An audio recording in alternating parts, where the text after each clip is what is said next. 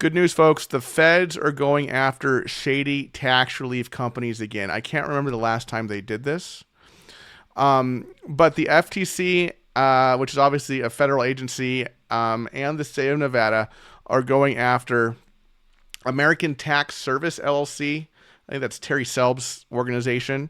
You can see the names of all the other kind of companies here in the complaint. American Tax Service LLC, American Tax Solutions, ATS Tax Group, getataxlawyer.com. Yeah, there's Terry. Tyler Bennett, right? I mean, these guys, in my opinion, they're crooks. And what they're going after them for primarily, not only for their shady business practices on the back end and how they've really failed their clients, but their marketing. They're basically imitating the government. Okay, they're sending out, and this is I wish the copy was better, but they were sending out these letters to people, that were clearly trying to make them think that this was a government document and that they needed to call this number, which was not a number for the government, but it's a number to connect to American Tax Solutions and American Tax Services sales reps, right? They made it look very government-like. You can see up here, it has this like form number, like a government document might, filing number, the federal tax authorities, right? And I think that's probably something here. That's just too close, right? You can't just call yourself the federal tax authority. That's the IRS.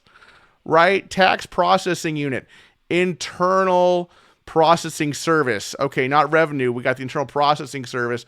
Palm Beach County. It's just a bunch of baloney. Your property will be seized. Final demand for payment for non-payment. Wow, who thought of that? Someone with a third grade education.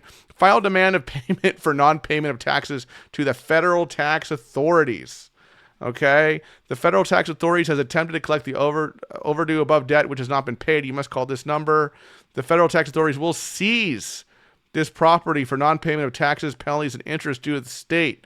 During this seizure, it will be against the law to enter, dismantle, take possession of, or remove anything from your property. The federal tax authorities may impose garnishment on all bank accounts and income. Jeez, man, it's these terrible scare tactics. They're imitating the federal government, and they're going down. The FTC requested a temporary restraining order. It was granted. Okay, now the assets of all these entities were frozen and have now been assigned to a receiver, right, who is looking into things. You go to getataxlawyer.com, you're going to get the receiver's website.